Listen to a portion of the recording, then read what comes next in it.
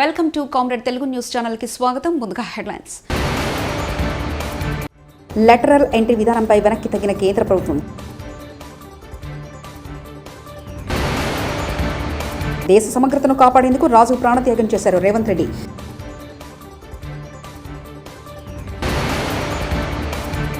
రాజు సూచనలతో హైదరాబాద్లో ఐటీ రంగానికి పునాది బట్టి.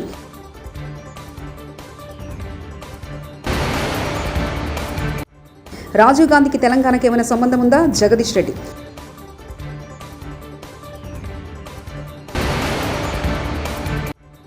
వరుస సమీక్షలతో సీఎం చంద్రబాబు బిజీ.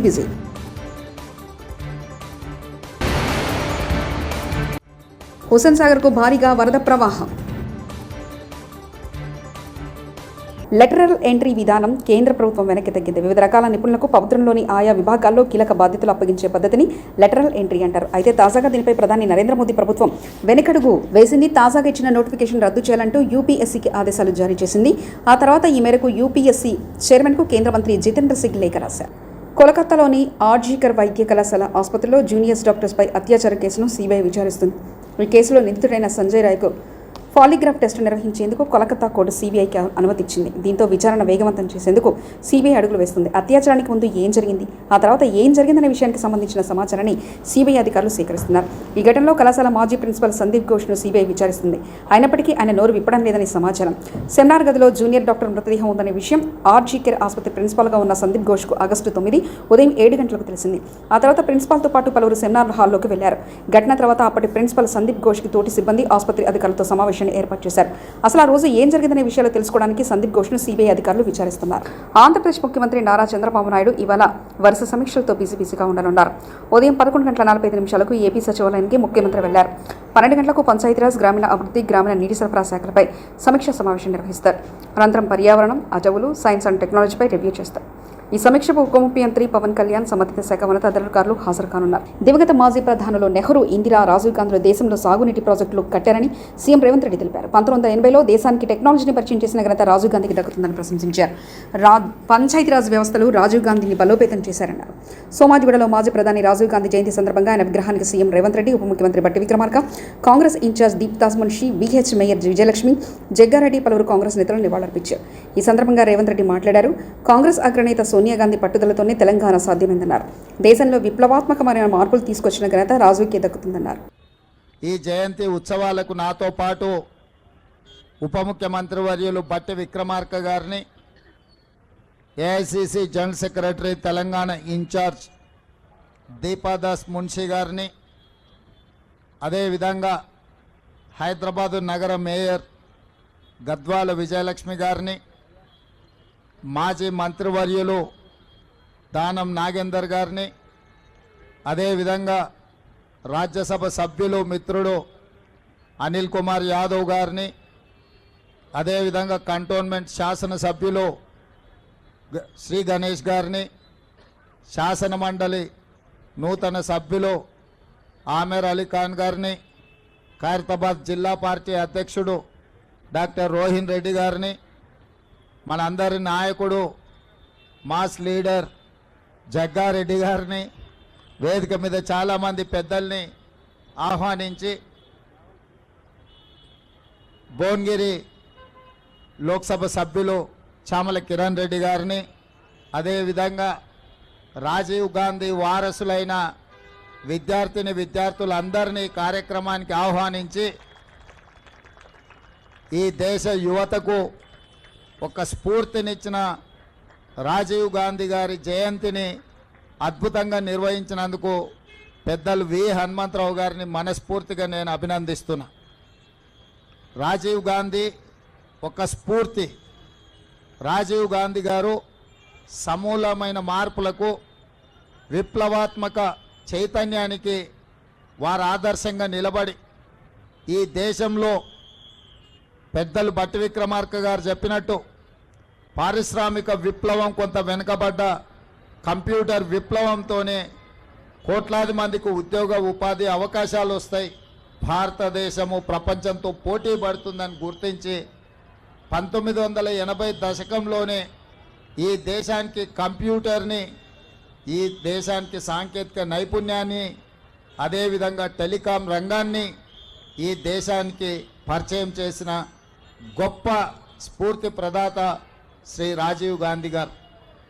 వారు ఓన్లీ టెక్నాలజీనే కాకుండా సామాజిక చైతన్యం ఉన్న స్థానిక సంస్థలలో పల్లెలే పట్టుగొమ్మలని మహాత్మా గాంధీ గారు ఏదైతే చెప్పినరో ఆ స్ఫూర్తితోని స్థానిక సంస్థలకు ప్రత్యక్షంగా కేంద్ర ప్రభుత్వం నుంచి నిధులు వచ్చే విధంగా రాజ్యాంగ సవరణ ద్వారా 73, 74 రాజ్యాంగ సవరణ ద్వారా గ్రామ పంచాయతీలకే అధికారాలను కట్టబెట్టి గ్రామాల మీద అభివృద్ధి జరిగినప్పుడే ఈ దేశం అభివృద్ధి జరుగుతుందని రాజ్యాంగ సవరణలు తీసుకురావడం ద్వారా పంచాయతీరాజ్ వ్యవస్థల్ని మరింత బలోపేతం చేసింది శ్రీ రాజీవ్ గాంధీ గారు. ఇదే కాకుండా కుటుంబంలోనే కాదు, రాజకీయాలలో స్థానిక సంస్థల్లో మహిళలకు ప్రాధాన్యం ఉండాలి, సమానమైన అవకాశాలు ఉండాలి అని చెప్పి స్థానిక సంస్థలలో మహిళలకు రిజర్వేషన్లు తీసుకొచ్చి మహిళల్ని పొలిటికల్లీ ఎంపవర్ చేసింది శ్రీ రాజీవ్ గాంధీ గారు. ఈరోజు గద్వాల విజయలక్ష్మి గారు మేయర్ అయినా, శ్రీలత గారు డిప్యూటీ మేయర్ అయినా, రాజీవ్ గాంధీ గారు రాజ్యాంగంలో తీసుకొచ్చిన మార్పుల వల్ల మహిళా రిజర్వేషన్ రావడం వల్ల ఈరోజు వాళ్ళు అధికారంలో భాగస్వాములై ఈ దేశ నిర్మాణంలో వాళ్ళు క్రియాశీలక పాత్ర పోషిస్తున్నారు. అదేవిధంగా ఈరోజు ఈ దేశం అభివృద్ధి పదం వైపు నడుస్తున్నది అనంటే ఈ దేశం ఇంత బలంగా ఈ దేశం యొక్క సమగ్రతను కాపాడడానికి రాజీవ్ గాంధీ గారు. దివంగత మాజీ ప్రధాని రాజీవ్ గాంధీ సూచనలతో హైదరాబాద్లో ఐటీ రంగానికి పునాది పడిందని ఉప ముఖ్యమంత్రి బట్టి విక్రమార్క తెలిపారు. దేశ ప్రగతికి రాజీవ్ గాంధీ ఎంతో కృషి చేశారని, దేశంలో టెక్నాలజీని రాజు విస్తృతం చేశారని కొనియాడారు. సోమాజిగూడలో మాజీ ప్రధాని రాజీవ్ గాంధీ జయంతి సందర్భంగా ఆయన విగ్రహానికి సీఎం రేవంత్ రెడ్డి, ఉప ముఖ్యమంత్రి Bhatti Vikramarka, Congress incharge Deepdas Munshi, V H mayor Vijayalakshmi, Jaggareddy, పలువురు కాంగ్రెస్ నేతలు నివాళులర్పించారు. ఈ సందర్భంగా బట్టి మీడియాతో మాట్లాడారు. హైదరాబాద్ ఐటీ రంగానికి రాజు పునాదులు వేశారని. అనిల్ కుమార్ యాదవ్ గారికి, అట్లాగే జిల్లా కాంగ్రెస్ కమిటీ అధ్యక్షులు రోహన్ రెడ్డి గారికి, మరో పార్లమెంటు సభ్యులు చామల కిరణ్ రెడ్డి గారికి, అట్లాగే నాతో శాసనసభ్యులుగా ప్రతిపక్షంలో టీఆర్ఎస్ పార్టీపై నిరంతరం పోరాటం చేసినటువంటి మిత్రుడు జగ్గారెడ్డి గారికి, మేయర్ గారికి, శాసన మండలి సభ్యులకి, అమర్ అలీ ఖాన్ గారికి, అట్లాగే కార్పొరేషన్ చైర్మన్లకి, కార్యక్రమానికి ఇక్కడికి ఇచ్చేసినటువంటి ఇతర మిత్రులందరికీ, ముఖ్యంగా చిన్నారులకి, పాత్రికేయ మిత్రులకి, కాంగ్రెస్ ప్రతి ఒక్క మరి యువత పెద్ద ఎత్తున దేశ పాలనలో భాగస్వాములు కావాలని చెప్పి 18 సంవత్సరాలకే ఓటు హక్కును తీసుకొచ్చింది కూడా రాజీవ్ గాంధీ గారే. ఒకనాడు ఆయన ప్రధానమంత్రిగా విదేశాల్లో పర్యటన చేస్తూ ఆ రోజు చెప్పినటువంటి మాటలు ఈరోజు మన భారతదేశాన్ని ప్రపంచముఖంగా పెద్ద ఎత్తున ఉంచాయి. ఆ సమావేశంలో భారతదేశం ఇండస్ట్రియల్ రెవల్యూషన్ మిస్ అయింది. ఇండస్ట్రియల్ రెవల్యూషన్ని భారతదేశం మిస్ అయింది. We missed industrial revolution but we can't afford to miss the computer revolution అని చెప్పి ఆ వచ్చే కంప్యూటర్ రెవల్యూషన్ని ప్రపంచంలో భారతదేశం కూడా పాలు పంచుకునేటట్టుగా, అందులో ప్రముఖ పాత్ర వహించేటట్టుగా ఆనాడు ఆయన ప్రధానమంత్రిగా నిర్ణయాలు చేశారు. కాబట్టే ఈరోజు భారతదేశంలో కంప్యూటర్ రంగంలో అనేక మంది విద్యార్థులు చదువుకోవటానికి కానీ, లేకపోతే ప్రపంచవ్యాప్తంగా ఉన్నటువంటి సంస్థల్లో భారతీయులే పెద్ద. మాజీ ప్రధానమంత్రి రాజీవ్ గాంధీకి తెలంగాణకి ఏమైనా సంబంధం ఉందా అని మాజీ మంత్రి ఎమ్మెల్యే జగదీష్ రెడ్డి ప్రశ్నించారు. ఎట్టి పరిస్థితుల్లోనూ బీఆర్ఎస్ అధికారంలో వచ్చాక రాజీవ్ గాంధీ విగ్రహాన్ని తొలగిస్తామని వార్నింగ్ ఇచ్చారు. బీఆర్ఎస్ రాగానే సెక్రటరియట్ ముందు తెలంగాణ తల్లి విగ్రహాన్ని పెట్టి తీరుతామని స్పష్టం చేశారు. ఎలా తెచ్చుకుంటాం, ఈనాడు అపసప్పు చేసి తెచ్చి కట్టుకుంటాం. మరి మేము అవతల ఇంత అప్పు తెచ్చి వడ్డీ తెచ్చుకున్నాక, బయట వడ్డీ తెచ్చుకొని కట్టినాక మళ్ళీ ప్రభుత్వం చేయకపోతే మా బాధ ఇట్లా ఏం చేయాలి? మేము ప్రభుత్వం నుంచి స్పష్టత కావాలి. రైతాంగం అడుగుతున్నమాట, ప్రభుత్వం నుంచి మాకు స్పష్టత కావాలి. మీరు చెప్తున్న ఈ 17,13,000 మంది పైన రైతులు ఏదైతున్నారో వీళ్ళకు సమాచారం ఇవ్వండి క్లియర్గా. ఇగో ఈ తారీఖు లోపల మీకు వస్తాయి. 2 లక్షల పైన ఉన్న వాళ్ళు ఇగో ఈ తారీఖు లోపల మిగతా జమ చేయండి, మేము చేస్తాం 10వ తారీఖు నాడు. మొన్న ఆగస్టు 15 లోపల ఏదైతే చేస్తామని చెప్పినరో ఆ పద్ధతుల్లో వెంటనే ప్రభుత్వం ఒక స్పష్టమైన ప్రకటన చేయాలి. ఏ తేదీ లోపల వీళ్ళందరికీ మాఫీ చేస్తారో, 2 లక్షల పైన రుణం ఉన్న వాళ్ళను ఏ తారీఖు లోపల మిగతా అన్ని కూడా బ్యాంకులో జమ చేయమని చెప్తున్నారో ప్రభుత్వం నుంచి స్పష్టత కావాలి. హైదరాబాద్ రామ్నగర్లో భారీ వర్షాలతో వరదలు కొట్టుకుపోయిన ఓ ద్విచక్ర వాహనదారుడు కాపాడిన యువకులు.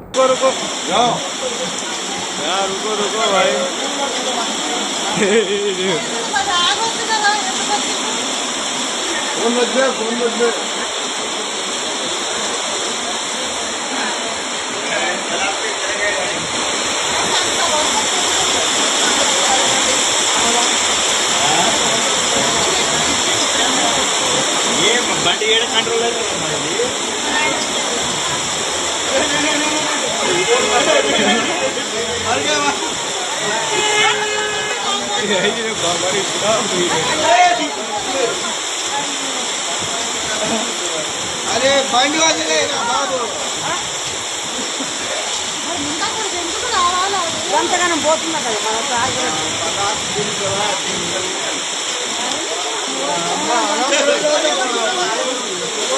ఎడతెరిపి లేకుండా కురుస్తున్న వర్షాలకు హుస్సేన్ సాగర్ నిండుకుండలా మారింది. ఎగువ నుండి భారీగా వరద నీరు హుస్సేన్ సాగర్కు చేరడంతో 4 తూము గేట్లు ఎత్తి నీటిని దిగువకు విడుదల చేశారు. జలాశయం పూర్తి స్థాయి నీటి మట్టం 514.75 మీటర్లు కాగా గరిష్ట నీటి మట్టానికి అడుగు దూరంలో ఉంది. దీంతో లోతట్టు ప్రాంతాల ప్రజలు అప్రమత్తంగా ఉండాలని అధికారులు సూచించారు. నీటి మట్టం పెరిగితే ఎలాంటి చర్యలు తీసుకోవాలనే దానిపై జీహెచ్ఎంసీ అధికారులు పరిశీలన చేస్తున్నారు.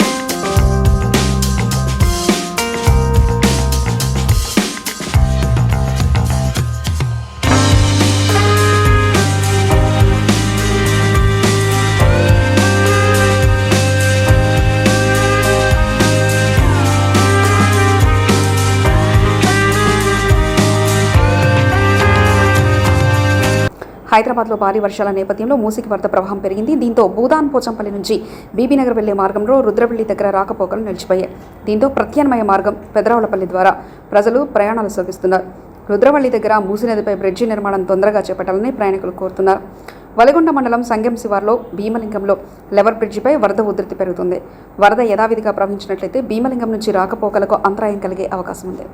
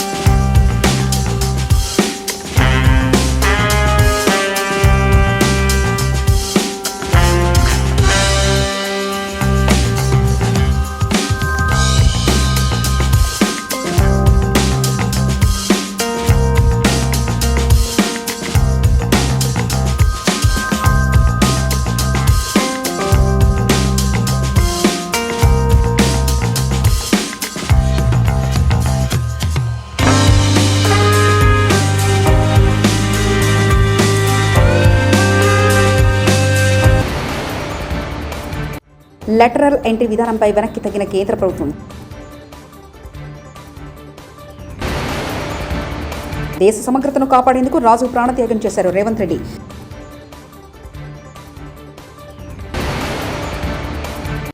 రాజు సూచనలతో హైదరాబాద్లో ఐటీ రంగానికి పునాది బట్టి.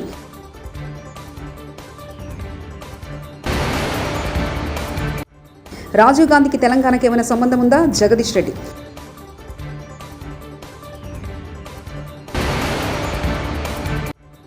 వరుస సమీక్షలతో సీఎం చంద్రబాబు బిజీ.